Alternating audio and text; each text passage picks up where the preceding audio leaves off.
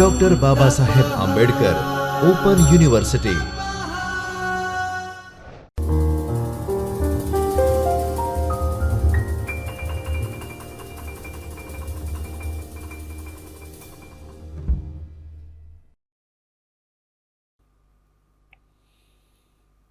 Hello friends, welcome to this discussion on the history of ELT, in which during the first three presentations we have seen the history of language in the world, the history of language studies in India and Europe mainly, and the history of English language teaching in Europe. In the last two presentations, we will focus on the history of ELT in India. In the present one, we will talk about developments before independence, that is 1947, when India became independent. So developments before 1947, and then in the final presentation, we will discuss developments after independence. Okay. The first important thing to note about English in India or English education in India is that the Britishers arrived in India during the 17th century. Actually, on the 31st of December 1600, Queen Elizabeth signed a charter which gave the rights of business to what was then called the East India Company. The East India Company was a group of businessmen who wanted to carry on business with India, and the British Queen gave them the right to carry on this business. How does this develop into the development of British Empire, in fact, later on? It's a fantastic story. But we will not go into the socio-political and economic aspects of this story. We will focus on language and language education aspect of the story. After arriving in India, the British businessmen struck a deal with Shah Jahan, who was the Mughal emperor in Delhi. The Britishers arrived in Gujarat, in Surat, and they wanted Shah Jahan's permission to carry on business from their headquarters in Surat. This permission was, of course, granted. The British application for the grant of permission was written in such eloquent manner, it was written in such an humble manner, that it would not give any indication of the Britishers taking charge not only of business in India, but even socio-political developments in India. This happened slowly, of course. For almost 100 years, they focused on consolidating their business interests. In 1792, Charles Grant created a charter. Now, in that charter, Charles Grant wanted the British throne to empower the group of businessmen, the East India Company, to go beyond business.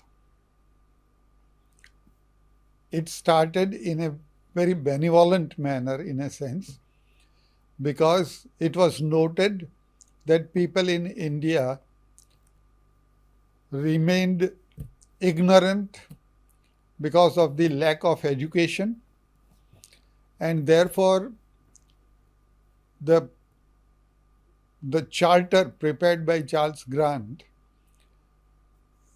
focused on two things. One was allow priests, Christian priests, to come and carry on proselytization in India. And the second was start schools in India, or allow the priests to start schools in India. Now, the Charles Grant memorandum or charter is seen as the first official document where English education is taking roots. During 1850 to 1840, several Christian schools and colleges were established in different parts of India. For example, in Surat itself, where the British landed first, and Surat was treated as the primary headquarter of British business, an IP mission school was started. Similar IP mission schools were started in other parts of Gujarat and in other parts of India. These schools were not primarily meant for proselytization, but of course, the unstated objective was to reform the society by bringing them to Christianity. This activity of Christianization of Indian society was supposed to be welcomed by the Indian society. However, the ground reality was that parents sent their children to these schools and colleges to learn English so that they can get jobs in the British Empire, in the East India Company's offices, and they can carry on business on their own also with East India Company with the help of the English that they had learned. So, in fact, the establishment of Christian schools was the beginning of English education in a major way. In 1835, an important event took place, which is called the Macaulay's Minute on Education. This minute was required because of the difference of opinion between a group of people who believed that Oriental education was important and another group of people who believed that the Anglicist model of education was important. Macaulay very strongly argued for teaching of English instead of teaching of Persian or Sanskrit in the schools and colleges supported by East India Company and supported by the British government. So Macaulay's minutes were a reflection of the mentality that Britishers had developed during the last 150 years in India. From the point when they came for the first time to India and approached Shah Jahan in a very humble manner with all humility, to the point where Macaulay laid down the minutes, where the British officers were seen as arrogant and confident that the European and English way of life was far superior to the Indian way of life. Therefore, of course, Macaulay was convinced that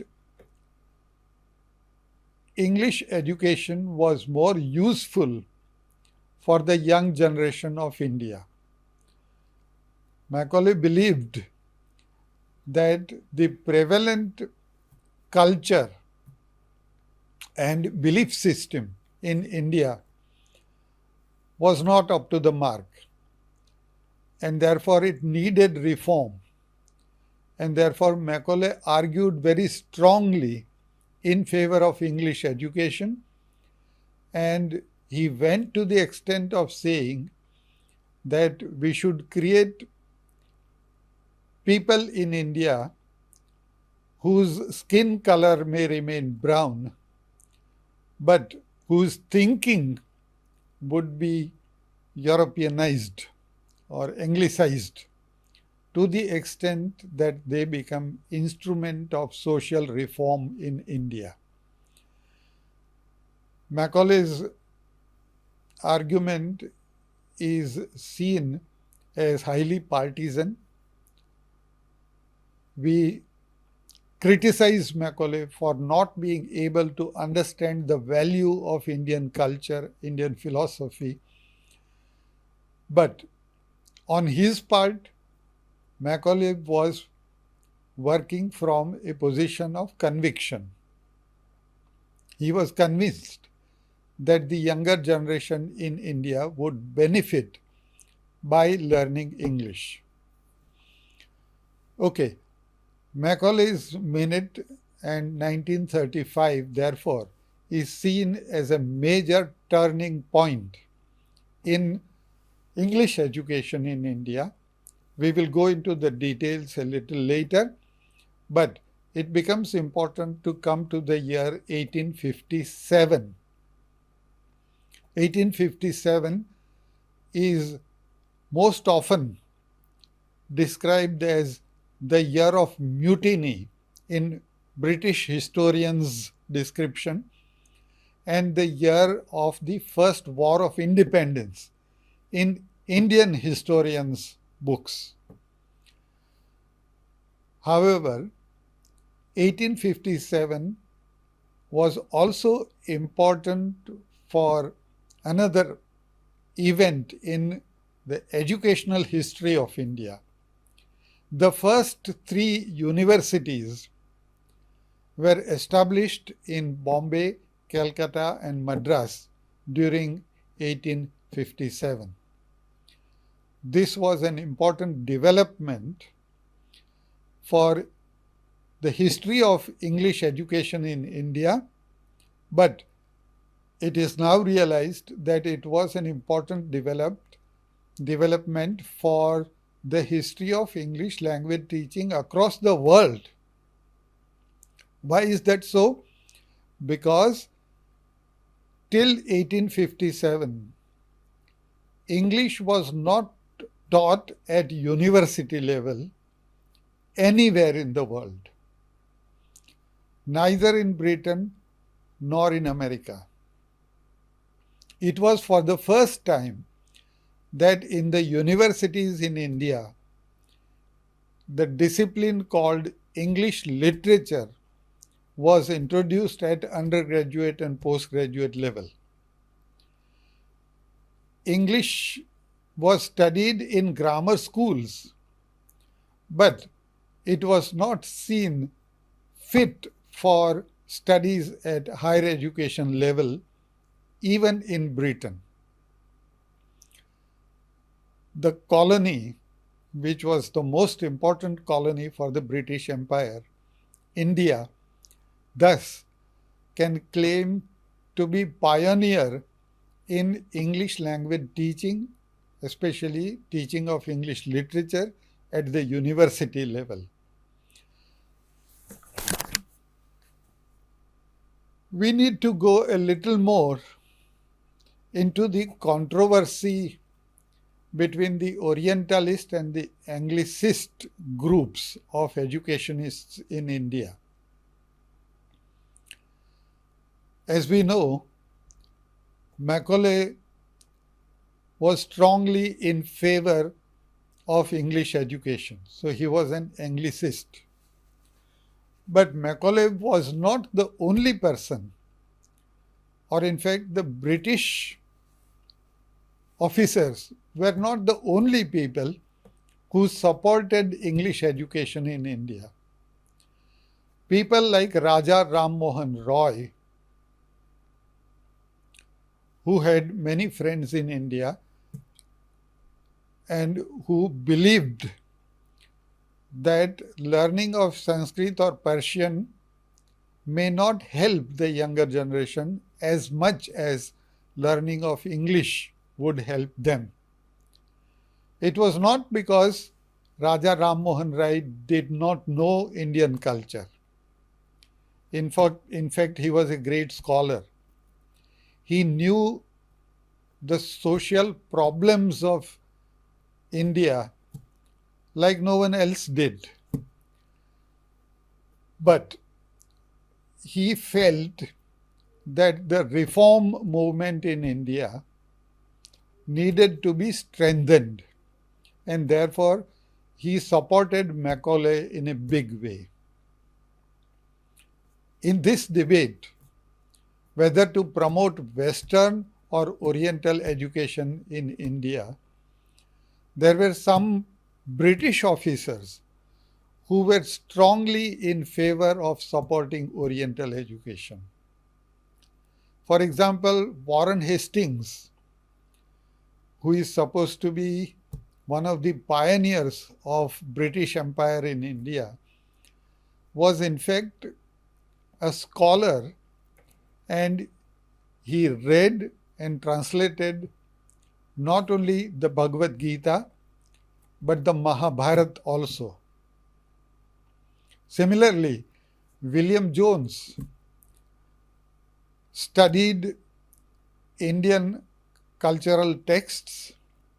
Not only that, he studied Sanskrit with such seriousness that he started a movement which was at that time called philology, which became historical linguistics, and because of which it became possible to posit the existence of the Proto-Indo-European language, which was probably the mother of Greek and Latin in Europe and the mother of Sanskrit in India. And therefore, people like Warren Hastings and William Jones understood Indian culture, and they were in favor of continuing the teaching of Persian and Sanskrit in Indian schools and colleges. However, for the parents and students, what was important was the job market. And by this time, the British Empire was firmly ensconced, and a large number of jobs were available for those who could speak and write English. All the offices, not only of the East India Company, which was at some point taken over by the British government, but all the offices in Indian princely states and a large number of commercial enterprises had started using English by that time. Therefore, young people who could speak English, young people who could write English, got jobs easily. In view of this,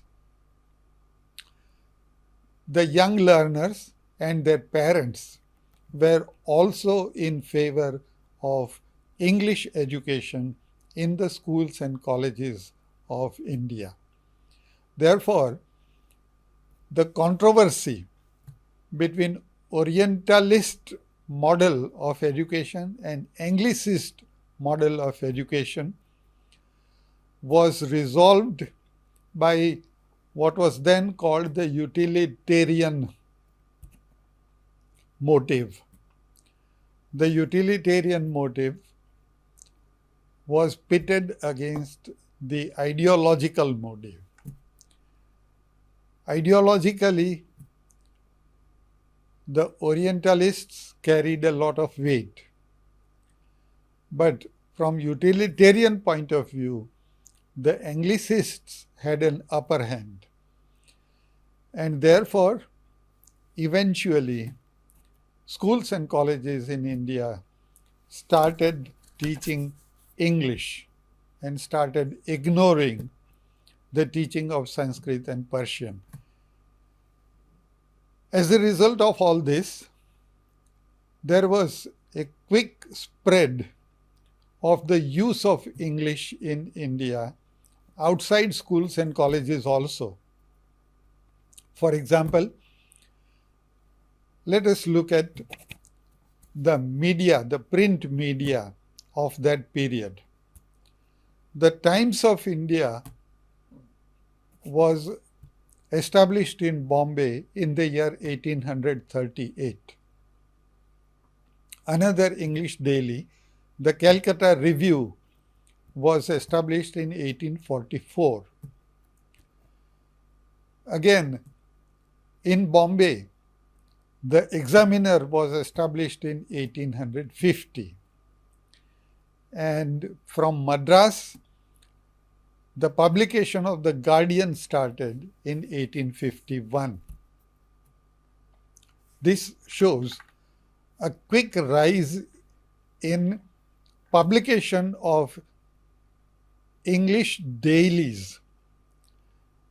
And this publication would become possible only if there was a large enough readership, people interested in reading English newspapers. Therefore, that reflects the change at the social level in general. Again, it can be pointed out that only 32 English dailies existed in 1937 and the number rose to 51 in 1947. Similarly, only 32 English weeklies existed in 1937 and there was a quick rise. 258 weeklies were published in 1947. Why is this period important? From 1937 to 1947 was the period when the freedom movement in India, the movement for political independence in India, had gathered momentum. The national spirit was also very strong. But at the same time, the spread of English was also gaining ground, as it can be seen from the number of publications during those years. In 1854, another important event that happened should also be noted. It is called the Wood's Dispatch.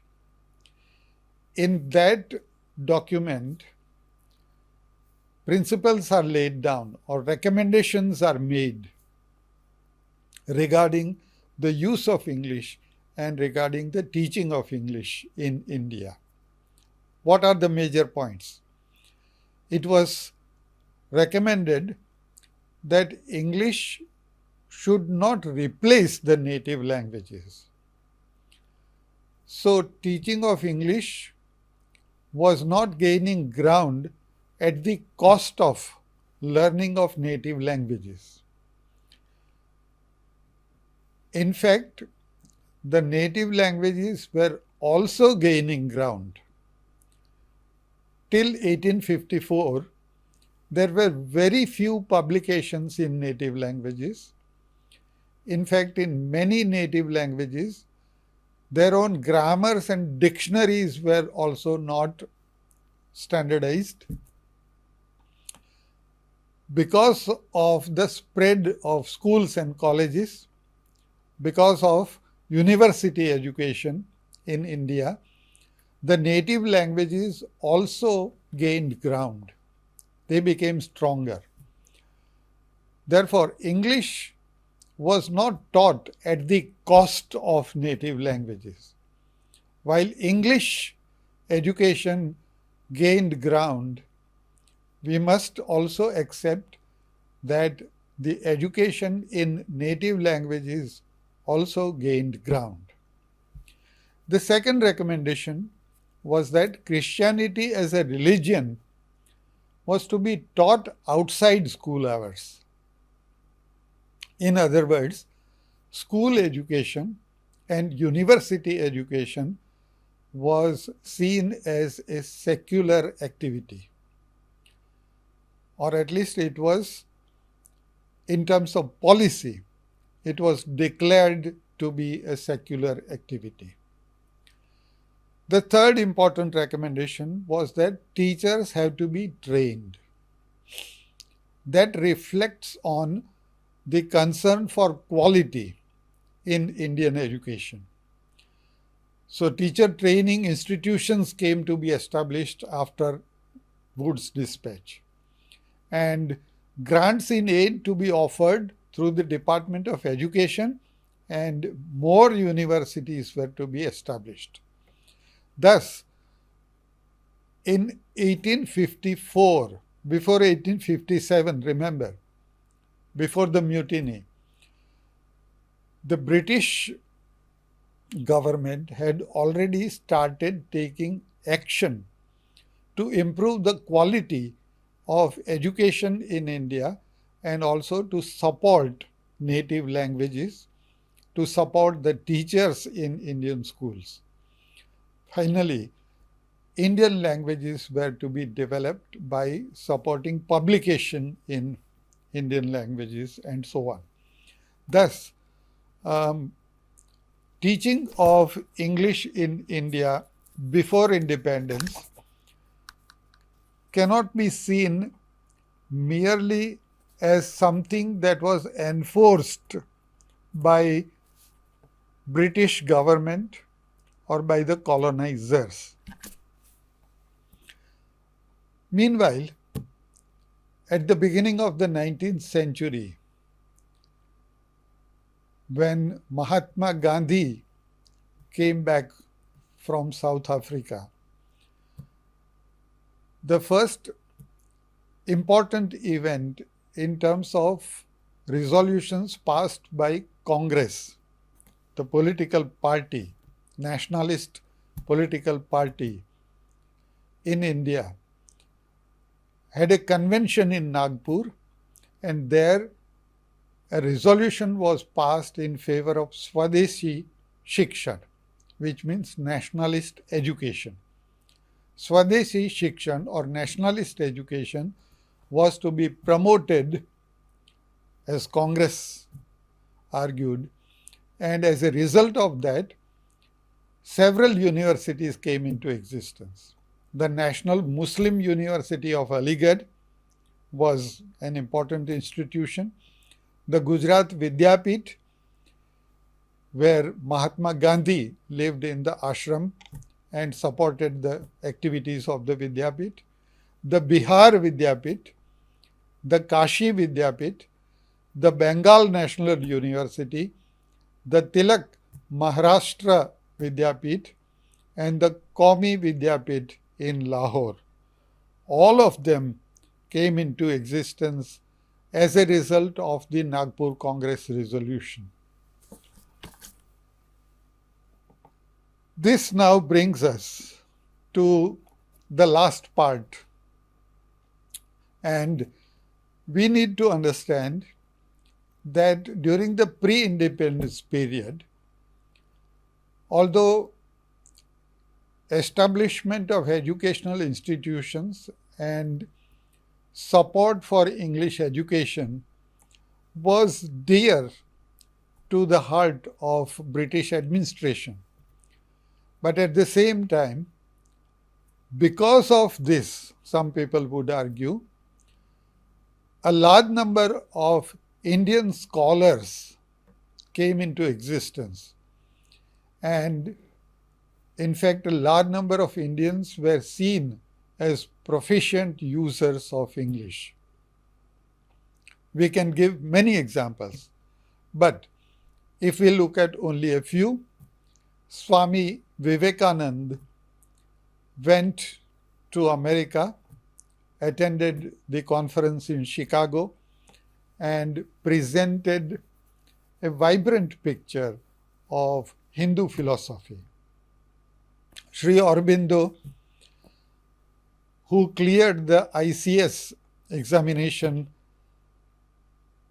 gave up the British government's job, became a professor in Maharaja Sayajirao College at that time, which became university later. Dr. Radhakrishnan, a great scholar and philosopher, taught at Oxford in Britain, and at Nehru's invitation came to India and later became the President of India. Mahatma Gandhi, Nehru, and Ambedkar, themselves great leaders, used English in a proficient manner, and their writings are as important as the writings in English of any political leader anywhere in the world. Similarly, in terms of creative writing also, before independence, people like R.K. Narayan, Raja Rao, and Mulk Raj Anand created vibrant fiction, narratives about Indian society, Indian way of life, using English in a typical Indian cultural context. And therefore, it all started giving rise to what Kachru has called Indianization of English. The process of Indianization of English started in pre-independence time, and as a result of that, English became one of the languages of India. India is a multilingual country in any case. There are modern Indian languages which have as long a history, and in some cases even longer, than the history of English language in Britain itself. And therefore, we are proud of the fact, we are proud of the cultural heritage of our languages, our literature. But at the same time, English came to be a vibrant vehicle of Indian thought. English came to be a vibrant vehicle of literary creations in India. And that continued after independence also, which is a process that we will discuss in our next and final presentation. Thank you. स्वाध्यायः परमम्